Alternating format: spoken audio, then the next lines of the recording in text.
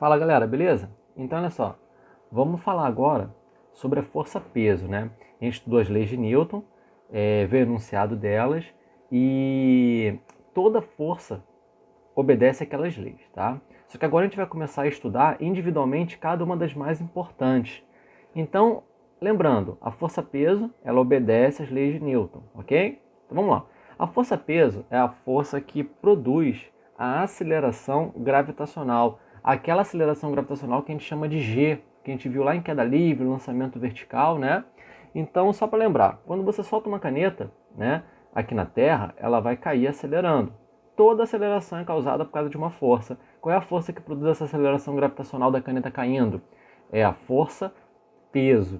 Então, a primeira coisa que você percebe é que peso é uma força. Então, a gente fala no dia a dia errado. Quando eu falo que um saco de arroz tem um peso de 5 quilogramas, ou fulano tem 50 quilogramas, isso está errado, né? Porque quilograma não é força. A unidade de força é Newton. Então, Newton é um quilograma força, né? Mas enfim, a gente sabe que quilograma é unidade de massa, não é de força, né? Isso significa que massa é diferente de peso. Massa é uma coisa, peso é outra. Massa é uma grandeza, né, que é uma propriedade da matéria, né?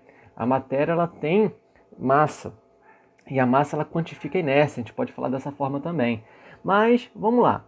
Primeira coisa importante você perceber, a diferença. Muitas questões, né, em vários concursos, falam sobre essa pegadinha que tem, né, que as pessoas falam errado no senso comum. Fala que massa é uma coisa, peso é outra. Então vamos lá. Massa é uma grandeza escalar no SI, quilograma, né? E ela vai quantificar a inércia de um corpo, né? A gente pode falar também que essencialmente ela está falando da quantidade de matéria que tem no corpo, né? É uma definição mais ligada à química, mas você pode pensar dessa forma. E o peso, ele é o quê?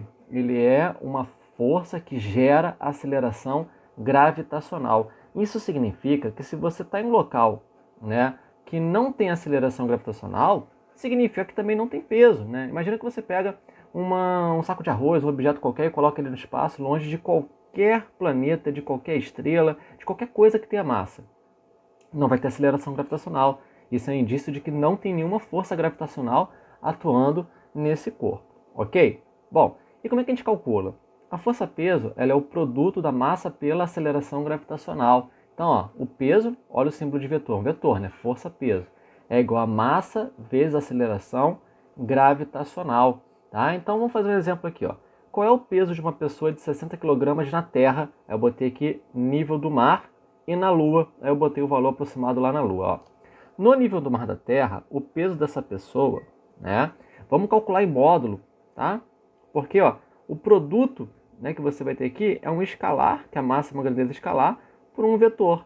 Né? Como a massa não pode ser negativa, acaba que você pode pensar apenas aqui de forma escalar. Você multiplica um número, né, pela aceleração gravitacional e aí o peso vai ter que ter a mesma direção e sentido da aceleração gravitacional. Então vamos lá. A massa 60 vezes o peso, né, desculpa, vezes a aceleração gravitacional. A gente aproxima para 10, né, nível do mar da Terra. Isso aí vai dar, ó, 60 vezes 10, 600 newtons, né? É a unidade no SI de força, newton. Isso significa o quê?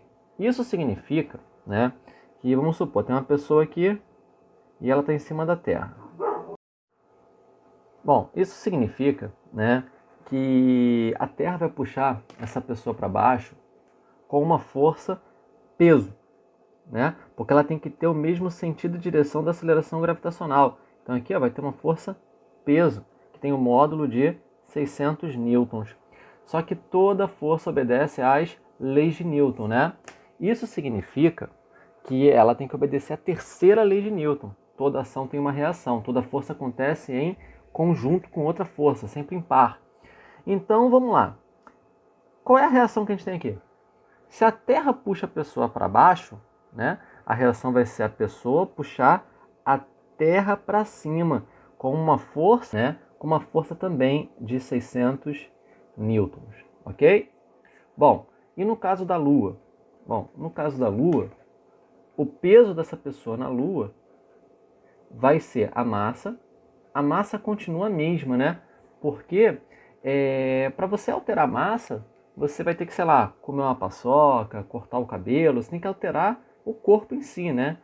Então, a massa continua a mesma na Lua. Só que a aceleração gravitacional na Lua, eu coloquei aqui, é aproximadamente 1,6 em sua superfície. Então, vezes 1,6. Isso aqui vai dar, ó, 96 newtons. Isso significa o quê? Significa que nessa região aqui, a Lua puxa a pessoa para baixo com uma força menor do que a Terra puxa essa mesma pessoa para baixo no nível do mar. Ok? Bom, então, assim, é importante você reparar, a força-peso nem sempre existe e ela pode variar. Ela depende de quem? Da massa e da aceleração gravitacional. Então, um corpo que tem uma determinada massa, mas não está em uma região, né, que tem uma aceleração gravitacional, significa que ela não vai ter peso.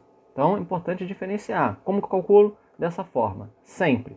E toma muito cuidado com essa relação aqui da terceira lei de Newton, tá? Tem muita gente que confunde e tem muita questão maliciosa que pergunta se uma força que a gente vai ver à frente, que é a força normal, ela é reação da força-peso, e não é, né?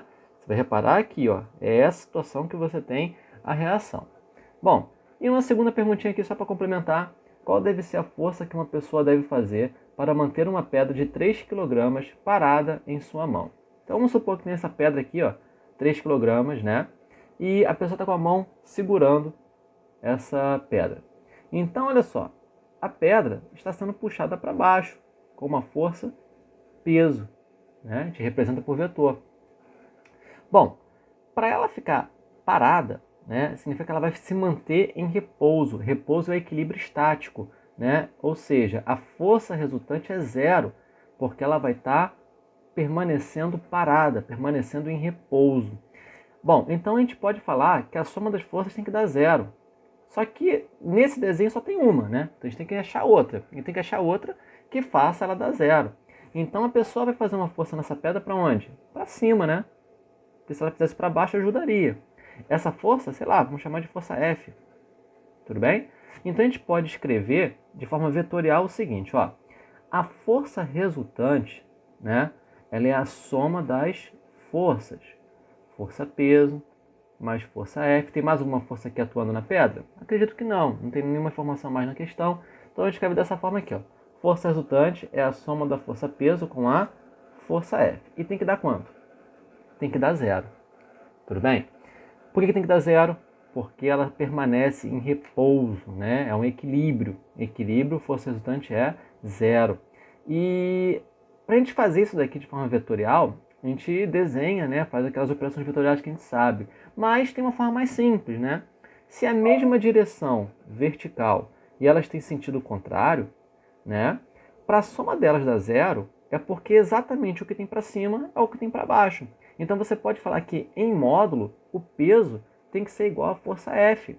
Né? Por exemplo, se tem 10 para cima, tem que ter 10 para baixo para anular. Né? A ideia é essa. E o peso é o quê? É a massa vezes a gravidade, a aceleração gravitacional. No nível do mar, a gente aproxima para 10. Então, 3 vezes 10 tem que ser o valor de F, que vai dar quanto? Ó? 30 newtons. Então, o módulo da força F é de 30 newtons. A força F é o quê? 30 newtons para cima. Bem?